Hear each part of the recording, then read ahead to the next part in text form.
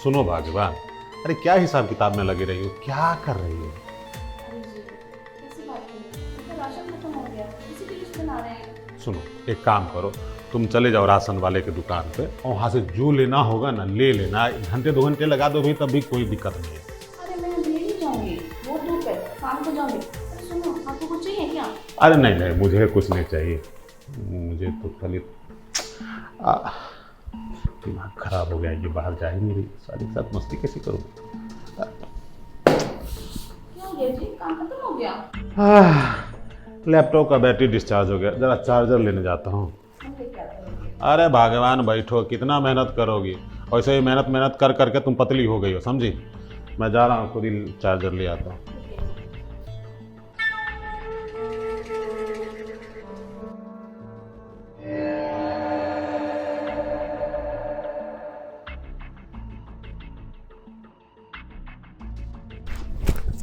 अरे मेरी प्यारी साली साहिबा, मुझे नहीं पता था कि तुम इतनी जल्दी मेरा प्रस्ताव स्वीकार कर लोगी। अब करना तो था ही।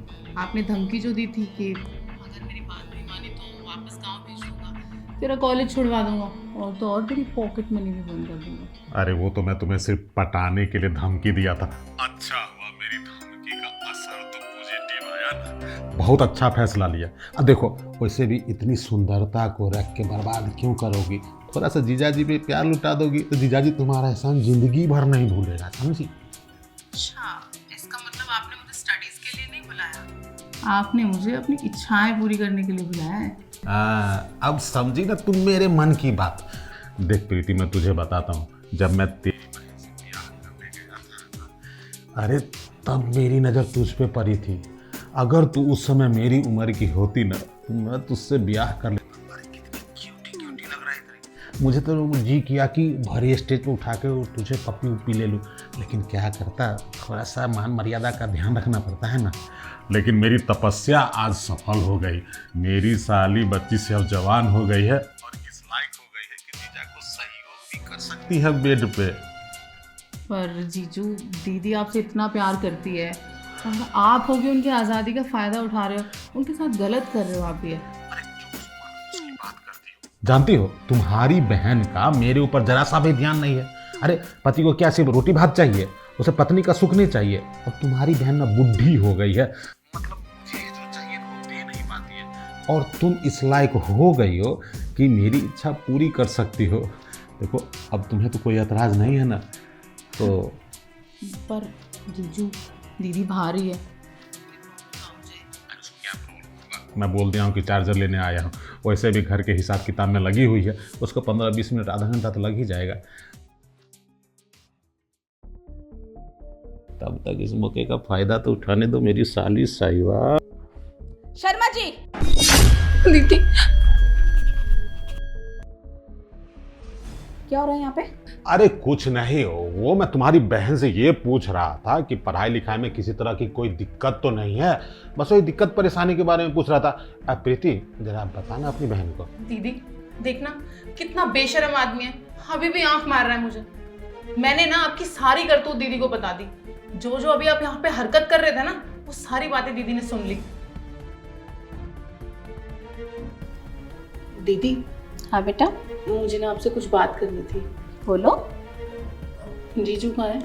जीजू वॉशरूम में। मुझे ना जीजू को लेके कुछ बात करनी थी। दीदी, जीजू की ना बहुत गंदी निगाह है, वो मुझे ना बहुत गलत तरीके से छूते हैं, मुझे ना बिल्कुल अच्छा नहीं लगता। अरे नहीं पागल, वो तो तुझे बच्ची की तरह प्यार करते हैं। उनकी तो आदत है छेड़खानी करने की, हमसे भी वो ऐसे ही करते हैं। तो टेंशन मत लिया कर इतनी। दीदी, मैं एक लड़की हूँ और लड़कियों को गुड टच और बैड टच का पता होता है। जो उनका टच है वो मुझे फील होता है, वो बहुत गंदा है, मुझे नहीं अच्छा लगता। आप मेरी बात को समझो, मैं झूठ क्यों बोलूँगी? चुप कर, इतना फालतू बोल रही है। दीदी मेरी बात का यकीन करो। पता है, आज तो उन्होंने मुझे ये भी बोला कि अगर तूने मेरी बात नहीं मानी तो तुझे गांव भेज दूंगा वापस, फिर कॉलेज छुड़वा दूंगा। मेरी बात का यकीन करो। अच्छा, तेरा मतलब ये है कि वो तुझसे गंदी नजर डालते हैं? अरे देवता है वो, मेरे पति, उन्हीं की वजह से ना तू शहर में रह के पढ़ाई कर पा रही है। उन्होंने मुझसे कहा, अरे भगवान, प्रीति को बुला लो, क्यों उसकी ज़िंदगी ख़राब कर रही हो गांव में रह के। कुछ पढ़ लिख लेगी तो अपने लायक बन जाएगी, और एक तू है कि उनकी हंसी मजाक को गलत ले रही है। दीदी अगर आपको मेरी बात का यकीन नहीं है ना, मैं आपको प्रूफ भी दे सकती हूँ। प्रूफ मतलब? बस अभी जीजू वॉशरूम में है ना, मैं उनको ना इशारा करके रूम में बुलाती हूँ। मैं आपको ना फ़ोन करूँगी, आप अपना फ़ोन अपने पास ही रखना, और जो जो वहाँ बात होंगी ना आप सुनना बस। उसके बाद दूध का दूध और पानी का पानी हो जाएगा।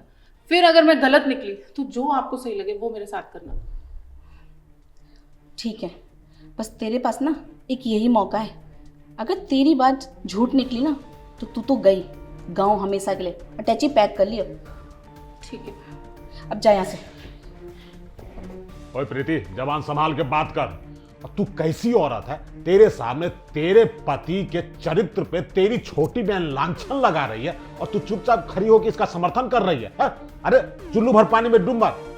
अच्छा जरा इससे पूछ तो कि मैंने इसके साथ गलत किया, उसका सबूत क्या है? सबूत? वहाँ देखो, प्रीति का फोन ऑन है, फोन मिला रखा है उसने, और कॉल यहाँ चल रही। जो यहाँ बोल रहे थे ना सब कुछ सुन लिया है मैंने। अब इतने सीधे मत बनो।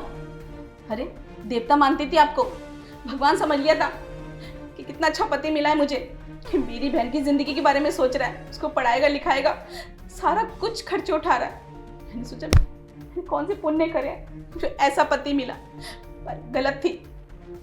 पुण्य तो मैंने किए हैं, लेकिन तू ना सच में नालायक है। अरे तू तो आदमी जाति कहलाने लायक नहीं है। अरे एक बार तो सोच लेता, बेटी जैसी है तेरी, पर नहीं, आदमी है ना, रंग तो बदलेगा ही ना। पर क्या कह रहा था तू कि मैं मनहूस हूँ? अरे मैं मनहूस नहीं हूँ, तेरी सोच मनहूस है। चलो अच्छा हुआ कि तुम्हें मेरी सच्चाई के बारे में पता चल गया। वैसे भी अब तू किसी काम की है नहीं है। अरे दिन भर तू घर के काम धंधे में उलझे रहती है। पति को 3 वक्त की रोटी ही चाहिए क्या? पति को पत्नी का प्यार नहीं चाहिए? अब तू वो प्यार देने में समर्थ नहीं है, तो मैं अपनी साली से वो प्यार लेने की कोशिश कर रहा था। वैसे ही किसी सज्जन पुरुष ने कहा है कि साली आधी घरवाली होती है, तो बस मैं इसको अपनी दूसरी घरवाली बनाने के चक्कर में हूँ, समझी?